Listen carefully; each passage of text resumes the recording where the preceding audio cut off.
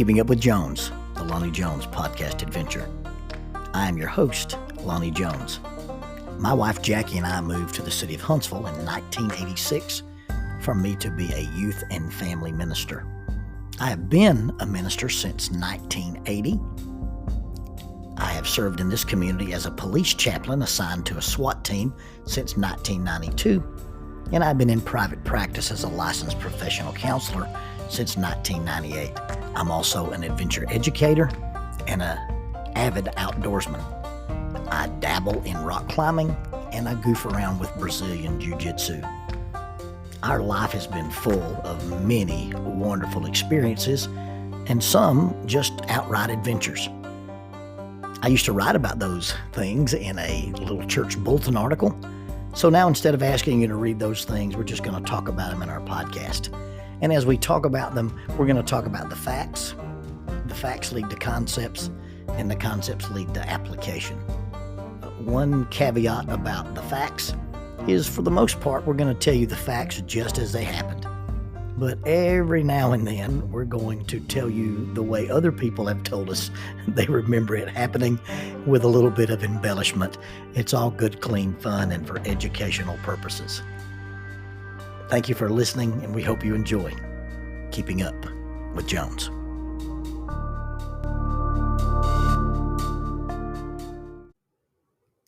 The Jack Zorn Scholarship is named after the founder of Lads to Leaders, who is also a Faulkner alumnus. This scholarship is meant to help address the minister shortage in the churches of Christ. It provides a completely free tuition to qualified students who are majoring in either Bible or ministry and are committed to becoming a minister after graduation. Applicants who have been accepted for admission and completed all scholarship requirements by December the 15th each year will receive priority consideration. You can apply for this at faulkner.edu and click Apply Now.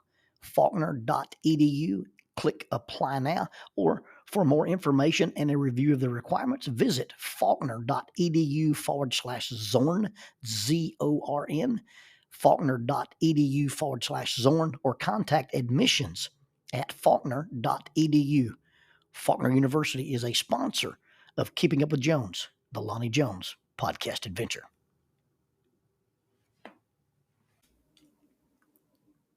Years ago, one of my mentors made the distinction between simply preaching and actually ministering to people. He told me people don't care how much you know until they know how much you care. When I became a full-time youth and family minister, I realized how inadequately prepared I was for dealing with the complex challenges facing youth, parents, and families. I honestly cared, but I was not competent. Today's ministers can become better equipped to meet this challenge through the Master of Arts in Family Life Ministry offered by Faulkner University. This program integrates prevention-oriented strategies as well as intervention strategies within a church setting, focusing on counseling skills. All these courses may be completed online from the convenience of your home or workplace and at a time that is convenient to the schedule of the student. There is a 50% discount for the members of the Church of Christ. Now, although this program is not designed to fulfill any requirements toward becoming a licensed counselor, it is designed to thoroughly equip the minister by providing courses including but not limited to the skills required for counseling couples, families in crisis, as well as dealing with family dynamics, human intimacy, sexuality, parent and character education, as well as church assessments. If you're interested in more information, contact faulkner.edu/KGST. That is faulkner.edu/KGST. KGST stands for Curley Graduate School of Theology. You can also contact graduate enrollment at faulkner.edu with any questions or to explore the eligibility requirements for the tuition discount. Graduate enrollment at faulkner.edu. Faulkner University is a sponsor of Keeping Up with Jones, the Lonnie Jones podcast adventure.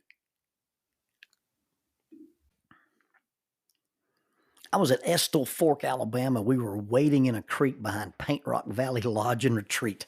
I was with Gary Holtzheimer and John Grachowalski. And as we were wading in this creek trying to fish for these little red-eye or long-eared fish, I ended up seeing something protruding out of the sand, and I thought I'd found an artifact. So I went over and I brushed off the dirt and I pried around on it and I pulled up not a fossil, but the fully intact hip bone of a cow. Now, as bones go, hip bones of cows seem to be fascinating to me because they look like a skull mask. You see, you've got this convex shape. You got these two massive holes in the bone. You got all the ridges and the imperfections in the bone spurs. And then you've got these long protruding ends that look like these dull, blunted horns. And it makes a great horror mask. It makes a great prop for a lot of things. I've carried my cow bone to camping trips or to Halloween parties, and people start telling stories about, Bigfoot or the cryptoids that people believe or don't believe in. And I pull that thing out and just set it down and say, well, we killed a gargoyle one time. And people will look at this thing and it looks just like the face of something, but you can't even begin to imagine what the face of that something might have been. I found one of these little hip sections of a deer, and it was a small deer, one of a full-grown deer, probably a little yearling or a fawn or something. And I found one perfectly preserved in Arkansas. I laid it in the grass, put my pistol under it, took a picture, posted it on Facebook with this caption. I'm not sure what a chupacabra is, but I'm sure glad I had my pistol. And I created a firestorm. I got comments and messages and horrified looks. One girl said that she had been in the woods all her life, had never seen anything like that, and would never take her dogs out at night again. I had to private message her and say, "Look, that's not a real monster. It's not a real creature. It's a piece of a skeleton off of a dead creature, and it's the back end, not the front end." I later combined my cow mask with my ghillie suit. Now, what a grown man is doing with a ghillie suit, that's a different story. But I developed this thing where I wanted to try to hunt deer while sitting on the ground in a leaf suit with my bow. I've shot plenty of deer from the air. I've bushwhacked deer from a sniper position, but I wanted to see if I could get on the ground in the brush and maybe shoot some deer up close and personal. It's super challenging and very, very exciting. But when I'm not hunting and I'm playing Halloween costumes, you take this long, looks like long strings of moss and leaves poncho and you put it on. And then you put this bone mask on over your head and it looks truly demonic. I call it the ghillie demon. Well, for some reason I was in Arkansas and I had both my ghillie suit and my cow skull. And it's not really a skull, but that's what I call it. And and I was on the property that my wife owns. Her grandmother, left property to all the grandkids and the cousins. And I don't know if I was hiking, I don't know if I was hunting, maybe I was just running the trails. But as I ran through, I came across this game camera. Now, in those days, I didn't use a game camera to hunt. I knew Shane didn't use a game camera. And so somebody's on the property without permission, and they've got a game camera out looking to see what the game is doing. Now, that's really not a big deal that somebody's on Jackie's property. I hunt on property out there that doesn't belong to me. I hunt on other people's property more than I hunt on our own property. But anyway, I found this game camera. So I go back to the house and I get my ghillie suit and my cow skull. I do a little research on what the effective range of a game camera is, and I kind of estimate and I kind of get where you get a picture, but you're not really in focus. You get a picture and you're not really in the main foreground, you're just in the background. And so I'd stand out there in the woods and I'd throw large sticks out in front of the game camera to get it to trigger. And I did two or three, oblique angles and maybe, some looked like from the front and, be on my hands and knees so the ghillie suit wouldn't expose my legs and look like I'm grazing. Never really heard anything from it.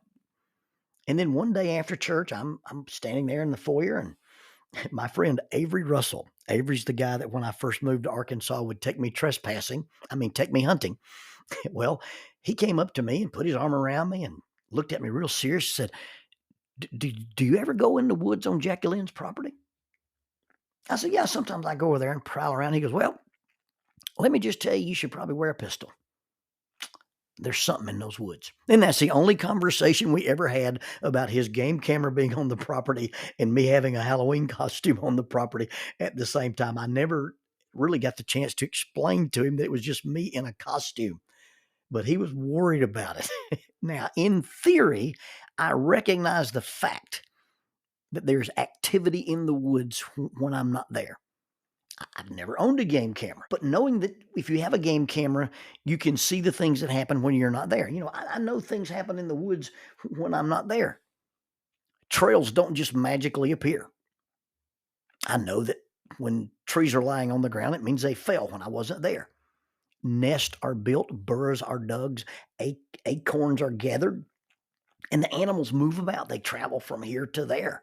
They travel from feeding to bedding, or they just wander through. I acknowledge this. I mean, intellectually, I know this. But it really didn't hit me until Jackie bought me a game camera. Now, game cameras is a fascinating little device, and they're technological marvels. They're triggered by motion. They see in the dark. They take pictures of things that happen in their field of view, and they are not limited, as I said, by daylight or dark. They have a night vision function as well. And the model that Jackie bought me, once it takes a picture, actually sends that picture to my phone almost in real time. I know there are animals in that little spot that I hunt up on Kill Mountain. I see the trails. I see the nipped off tops of plants, the green briars and the stuff in the green field. I see the crunched up acorns. I see trees that have been rubbed. But acknowledging that this happens and knowing, all capital letters, knowing it are two different things. I had this buck on camera that I gave a nickname, and I nicknamed him based on his pattern of travel and the fact that he doesn't attend church, apparently. Because 2 or 3 times I would be in front of an auditorium preaching, and my phone would wiggle in my pocket. And then after I would get down from the podium and be sitting in the seat after church and look at my phone, I would have a picture of this buck. And 2 or 3 Sundays in a row while I'm trying to preach, he's up there gallivanting around in front of my game camera having his picture taken. He needs to be in church at 10:30 while I'm in church, and we need to decide to meet up there when neither one of us needs to be in church so I can hunt him. But he's prancing around and parading in front of my game camera while I'm preaching. Now, it's not particularly inspiring for me to see a picture of a deer in the dark. Now, I get lots of pictures of deer in the dark.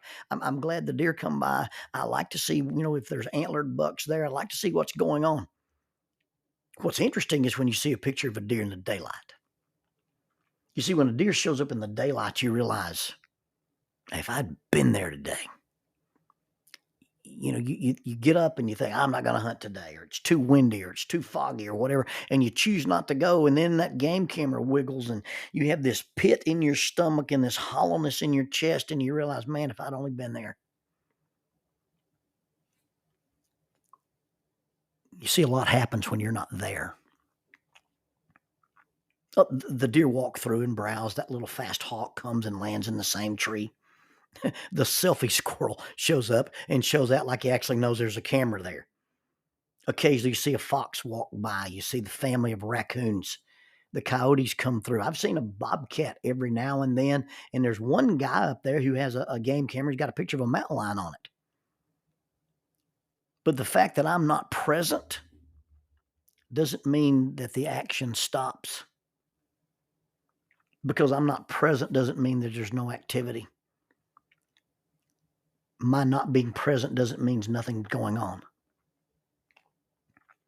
I wonder what it would be like. I wonder if it would do us any good, wake us up, change our action or our perspective if we could have an emotional or spiritual game camera. I wonder what it would do for us if we just had some insight into what's going on and what we're missing when we're not present.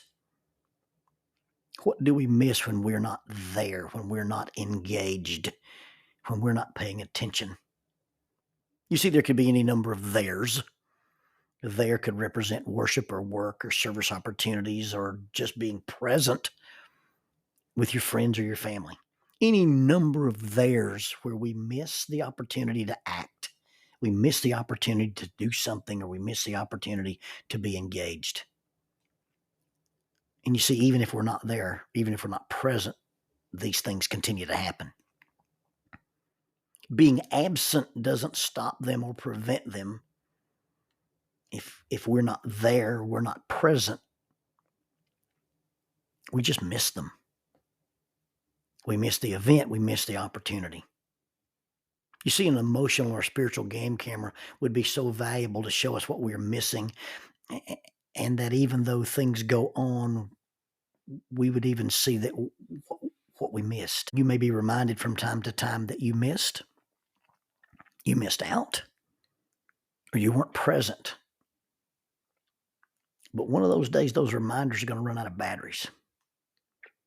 You see, even my game camera has to be recharged every now and then, and it quit sending me pictures and reminders of what was happening when I wasn't there. Even without the game camera, I've been there but not been present. And there's a subtle distinction between there and present. You see, even without the game camera, I've been in the woods and been bored, sleepy, distracted, caught reading a book or looking at my phone, and allow things to happen around me, sneak up on me or sneak by me or get past me, and never really paid it the proper attention. I've been in the woods and not actually had the right mindset to hunt. I've been hunting with people and sometimes forgotten that the people were the reason we were hunting. We weren't hunting people, but we're hunting with people. And I've explained this to my brother. I said, hey, when his kids were little, I said, you can take your kids hunting or you can go hunting, but you can't do both. Well, the same is true about grandkids. You can hunt or you can take your grandkids hunting, but you can't really do both. And when you take your grandkids hunting, it's more about snacks and letting people talk and answering questions and asking questions and telling stories and taking naps. And then if you get to shoot a game animal, it's fine. Gunner and I have been hunting many times and all we did was shoot acorns. But the reason for being there is to be with them, to be engaged. And if you take somebody hunting or fishing or wherever, that classic line from the movies where the dad on the vacation says, and we're going to have a good time. Well, you don't force that. It's just organic. But if you're there and you're frustrated or impatient or irritated and you don't enjoy the experience, you might as well not have been there because you weren't present. John Gottman kind of talks about being there when he talks about bids for affection.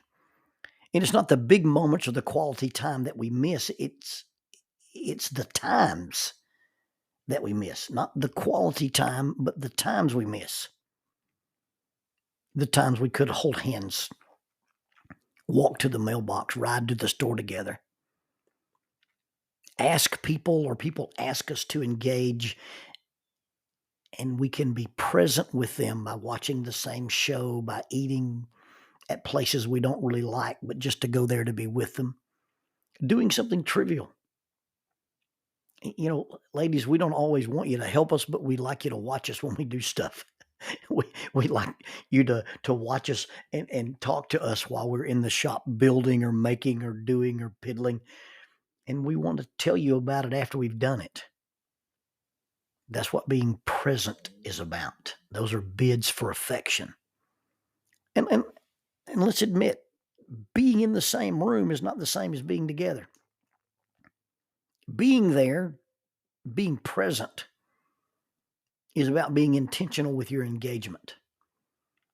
I see couples or whole families at dinner and everybody's on their phone. I'm guilty of being at home and my mind being at work. I'm guilty of watching my phone more than I'm watching TV and not engaging with what's going on. And what I've discovered with the game camera, life goes on whether you engage in it or not. Your children will go and do and change and grow whether you pay attention to them or not. Your spouse will engage in life whether or not you engage with them. The church, the team, the club, the group will not stop because you weren't there. Not being there doesn't mean it doesn't happen. It just simply means you missed it. You miss the opportunity to engage, to encourage, to listen, to sympathize, to learn, to participate, to show interest, to invest with your spouse, with your children, with your friends, with your siblings, with your parents, with your community, with your church. Attentive, focused, intentional, and purposeful. Not just merely being there, but being present while you are there. And just like the game camera, just because you weren't present when it happened doesn't mean it won't happen. It's just going to happen without you. I want to live such a life that I don't just see the pictures. And I don't really want to just be there when the picture is taken. I want to be present. I want to be in the picture.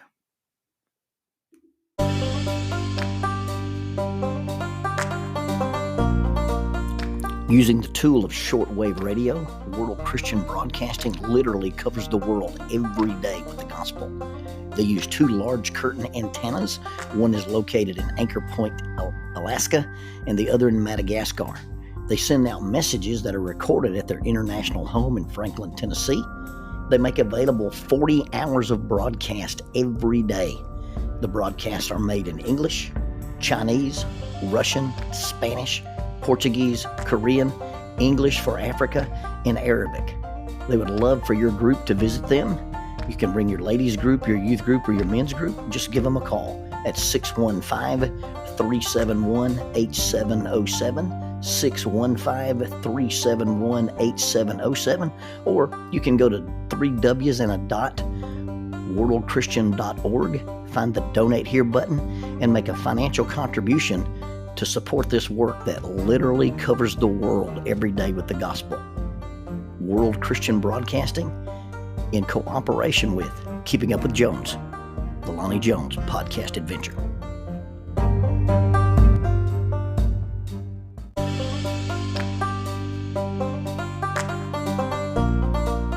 The mission of Heritage Christian University is simple. They aim to advance the churches of Christ by equipping servants through undergraduate and graduate programs. Heritage Christian University produces effective communicators of the gospel, focusing on evangelism and a commitment to Scripture. Heritage Christian University is accredited by the Association for Biblical Higher Education and offers the following degrees: Associate of Arts in Biblical Studies, Bachelor of Arts in Biblical Studies, Master of Arts, Master of Ministry, and Master of Divinity. Since 1968, Heritage Christian University, formerly International Bible College, has offered affordable degrees in biblical studies, allowing graduates to thrive in their ministries without the burden of loan debt after graduation. For more information about Heritage Christian University, visit www.hcu.edu. That's 3 W's and a dot, hcu.edu. Heritage Christian University is a sponsor of Keeping Up with Jones, the Lonnie Jones podcast adventure.